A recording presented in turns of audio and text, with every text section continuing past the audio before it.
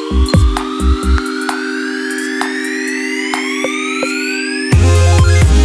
wanna fuck with me.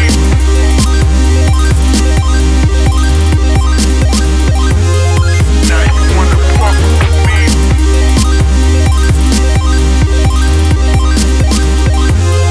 Now you wanna fuck with me. Now you wanna fuck with me.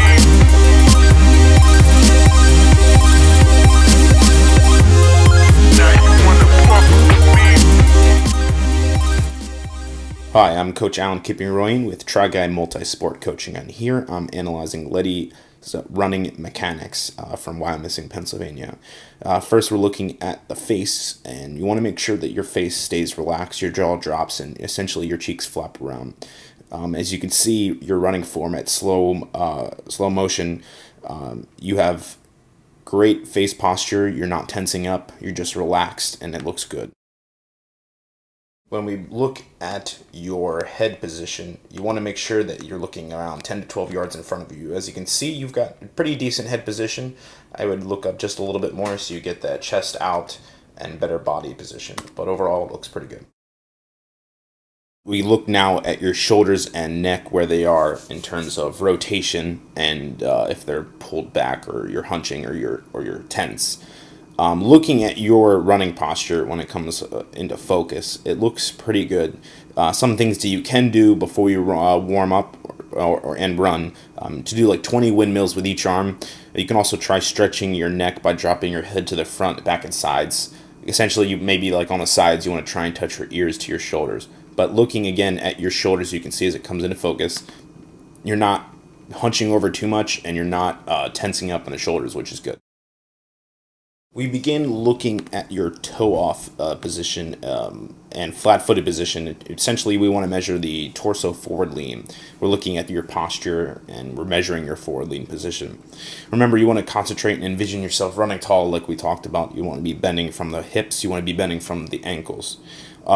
Make sure you keep your torso perpendicular to the running surface, because when you start to get tired, especially in a marathon, you're going to begin to peel over, bend over, and that's where your form gets to deteriorate. Again, when you're 26 miles in your race, your form is definitely going to deteriorate, but the more efficient we can be at the end of the race and the least amount of not pain, but form deterioration that we can prevent, obviously will ensure success and injury-free during your season.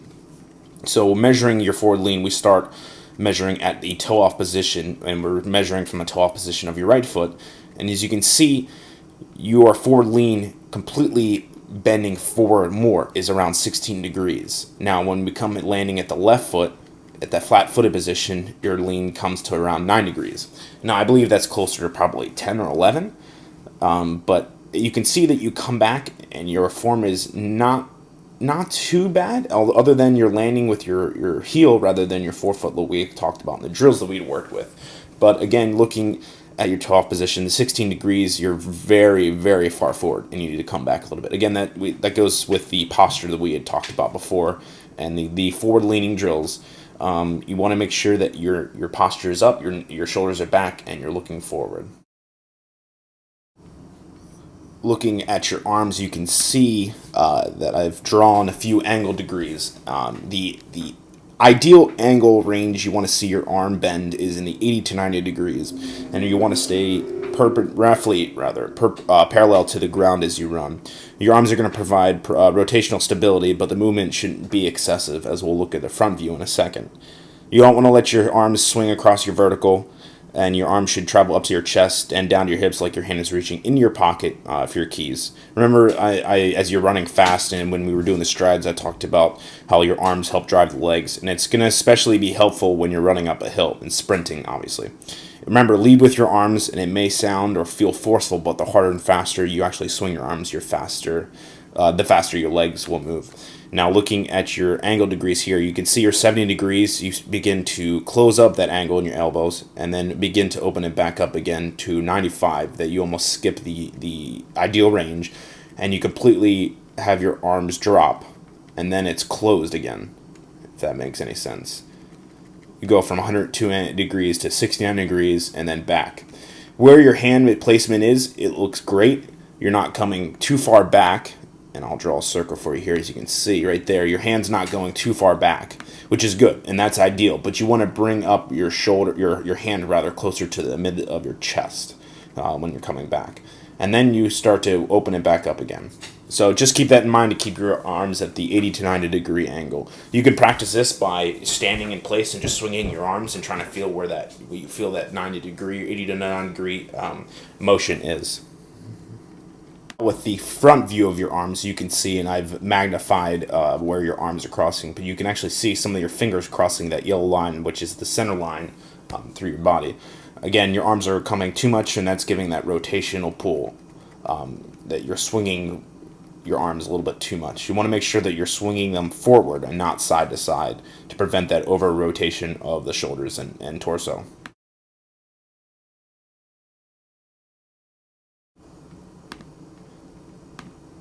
Looking at your hand placement, you can see you have got an open grip in your hand. You want to make sure that you're feeling like you're holding a roll of dimes or pennies in your hand, and then where your thumb is placed against your pointer finger, you want to feel like you're holding a potato chip. Holding your hands open might help concentrate you and having that ideal 90 degree angle, but you could see on both your left and right hands that you have got an open grip. You want to make sure that you've closed that. Here we're looking at your hip placement and hip drop from the back angle, and I'm going to move these numbers away, but I just want to kind of explain exactly what we want to see. The ideal range is to be below 12 degrees. Anything higher, obviously, you're wasting energy, wasting efficiency in your running. So we measure this at the bottom of your leg drive, essentially. So you can see here you have a 20 degree angle.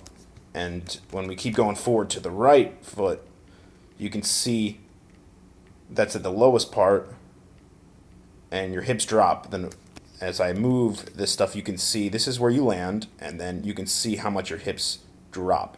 To prevent that, what we talked about, the kind of the hip thrust, when you're pushing forward, that's essentially how you'll be able to correct that. You want to feel like your hips are forward, and how we talked about raising your knee and then pushing your hips forward and then bringing your knee up again. You can tell the difference, and that's exactly how to prevent this from dropping so much. And to show the actual bounding and bouncing that you're actually causing when you're running, this is just a rough outline of your hips and the tracing of it followed. But you can see that obviously you want to have a straight line across. Because if you keep this line straight across, then that's your forward motion. But when you start going up, you're talking about maybe in this area range right here, you're probably seeing maybe a 2 to 3 inches there. But when you're doing a marathon, times that multiple times, and you might be climbing 200 or 300 feet in your race, even though it's a flat race. So again, you want to make sure that your hip angle is as straight as possible on this line instead of having it jump up and down like you have here. Looking at your recovery knee position, and you can see you want to have that ideally below 90 degrees, and again should be slightly bent. The lower leg you want to be perpendicular, and we'll go to that next. But here, looking at your recovery leg, you want to keep it 90 degrees, and you can see you've got, when you're coming up with your right leg here, you have 84, and that's a very good. You can obviously tell that you're right-handed. Again, you're driving with your knee, and you just need to lean forward more before landing with your foot. But if you're looking at your left leg, you can see there you begin when you go to bring it back to the other side. Come back. And looking at your left leg, you can see 100 degrees, 128. But here you're at 98 and 95. So you want to bring that left leg up just a little bit towards your butt. Here we're looking at your extension, which is the rear movement of the leg. The ideal range is 24 to 30. And if you're less than that, you're too vertical and you have tight hip flexors, as we talked about. Again, we measure this at the toe-off position. The left number is the one frame that I wanted to look at. As you can see, you wanted a little bit more than that. Again, the 24 to 30. If you're looking at elite athletes, they really get extension of the knees because you just have tight hip flexors. Now, I bring the footage forward more,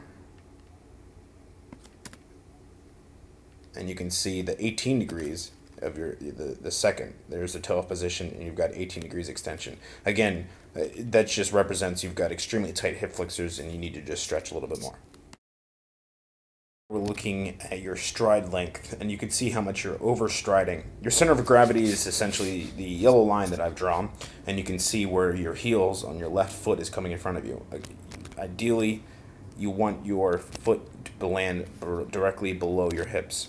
Overstriding occurs when your foot strikes the ground in front of your center of gravity, which is essentially when you're putting on the brakes. As you can see, you're almost stopping yourself. When this is happening, you're going too much vertical distance. If you can glance down while you're running and see your feet or your toes in front of you, then obviously your toes are out too far. You're landing with your heels. So make your focus on putting your feet directly underneath your hips. Again, focus on that mid-foot strike and the over cadence of 90 plus.